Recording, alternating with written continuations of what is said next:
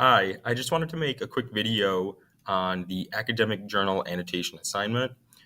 This video will cover how to find your academic journal and how to begin your academic journal annotation. What we're looking for here is we want to find an academic journal. An academic journal, as it says here, is like a magazine, but the articles are reviewed by experts and published by experts. So we're looking for something that's created by a college or something that's created by an organization that does research on this topic. And they put out this magazine periodically, and we just want to find one of those. So what we're going to look for is we're going to look on JSTOR, which is a very popular site for journals, and you can get several journals for free. And we're going to look on Google Scholar. Google Scholar can sometimes be more limited, but it's also a really good way to find some free academic journals. If you're not finding what you need and you need more than just what's offered by the free JSTOR and the free Google Scholar, I recommend you check out the library, and the library will often have full access to these research sites. So on JSTOR, what you're going to do is you'll make sure you log into your account. JSTOR now hooks up with Google, so you can log in with Google. And when you log in, you're going to get 6 free articles. So for this assignment, I was researching ADHD and how to help students with ADHD in the classroom using different online tools. So I just search ADHD. That's a good start. You'll notice I've got 5,000 results. So this is going to be a pretty broad search. Now all of a sudden I've got 2,988 results. So what I'm going to do is I'm going to look, they're offering journals, they're offering book chapters. So I'm just going to click journals. I just want an academic journal. And that's going to help me break it down a little bit to just it gets rid of 42. Not great. So what I'm going to do is I'm going to say, okay, I've got so many, I'm going to break it down to, I'm just going to take from 2010 to 2015, or let's say it all the way to 2019 and see what happens. And that helps break it down to 1,000. All right, cool. So if I look down here, we've got a lot of topics that in different classes, different academic subjects that we're looking at. So I'm going to just select the one I want. And I was looking in education really because I'm a teacher. And if I look here now, I just break it down to 442. That's really good. So I've got a journal from 2010 to 2019, just educational journals. And now I've got 442.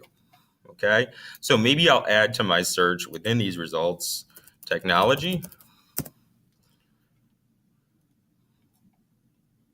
And that's going to update this even more. All right. Prescriptions, that's not what I'm interested in. ADHD, institutional exploitation, again, not what I'm interested in. Contaminant exposure. So what I'm looking for here now is I really want to see something about strategies for successful teaching students with ADHD. Perfect. That's exactly what I was looking for. Now I'm noticing this is from music educators, but maybe this is something that would work in all classrooms. So when I open this up, you'll notice it's going to be $40 to read this article. That is not great. So that's why I want to use JSTOR. JSTOR lets me read it online for free. I'm allowed to read up to 6 of them in a period. So I'm going to click read online, and I'm going to see if this works well for me. Now, this is going to be 7 pages of some pretty academic language. Again, this is experts writing for experts. So I'm not going to be reading the whole thing very, very closely. What I'm going to be doing is looking for some of the key places that I want to read that pertain to me.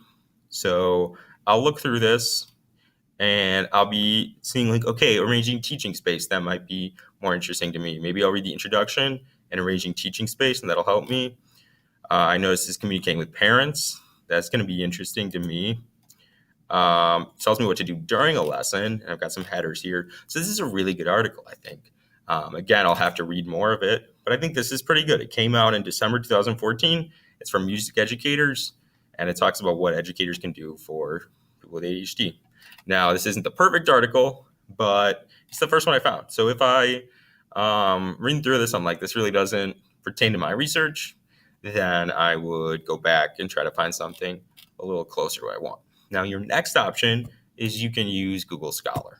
Google Scholar is going to be something you don't need to sign into, but it might be more limited in what you can read in full. So I'm going to put ADHD technology in the classroom. Perfect. When that pops up, ADHD in the classroom, effective intervention strategies. That sounds really good to me. It's published. If I click on that, I can see where it came from.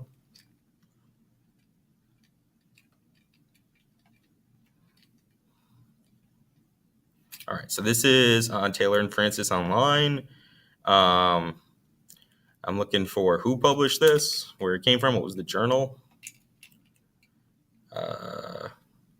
So I'm seeing the University of Rhode Island. So maybe that comes from something like that.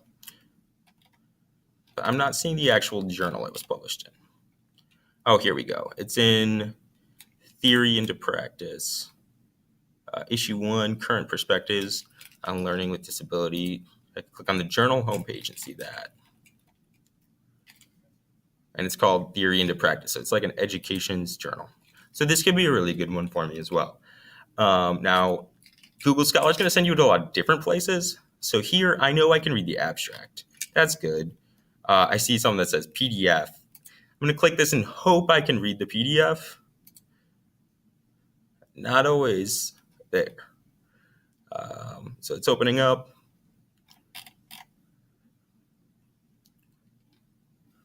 Got it. It's got this interactive PDF viewer. All right, so I can read the whole PDF. That's a really good sign too.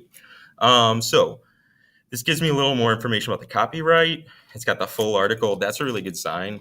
So both of these articles now, I can use the JSTOR one or the Google Scholar one. Both of these are going to be relevant to me. I'm not sure which one's best for me. I might have to go back and look for some more, but that's how I would go about finding that article. Now, what I'm going to do for my annotation is I'm going to choose one of those articles, and I'm going to write a summary on it, just like I did for any other annotation. But then I'm also going to have some questions of analysis here about these categories. So I'm going to say, okay, is this credible? So what's the journal? When I looked at this one, the journal is Music Educators Journal. That's pretty good. I'm not sure it's credible for what I'm researching, but we'll see. I would also say, okay, so who are the authors? Here I can look back and say that this was published by Kathleen Lago, and I can do some research on her. So who is this person? I'll just Google her, find where does she work? What does she study? Is she someone that I want to trust for this paper? And availability, both of these are available. I can read them in full. Sometimes you can't read everything. Then we're going to have readability. Do I understand it? That's going to be a really important part of this. If I read ADHD in the classroom here, Theory into Practice, and I'm like, I don't understand any of these words, I'm reading something that's not something I'm an expert in. So this might be really hard for me to use. So do I understand this? Is this readable? Is this helpful? And then timeliness. A lot of times you'll find this really perfect article, and then you're like, oh no, this was published in 1982, and I'm looking for stuff about technology today. So it's not going to be super helpful for me. So make sure you're thinking about how old something is. Now, sometimes 1982 is totally fine. Sometimes it was written in 1982, but it still has a lot of really relevant information.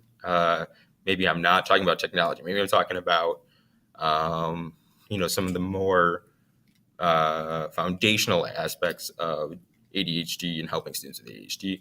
In which case, 1982 might be fine. It might work really well for me. But try to make sure you're thinking you want to keep it as modern as possible, and you want to make sure it's something that really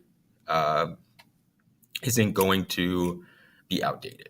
So those are going to be our questions for today.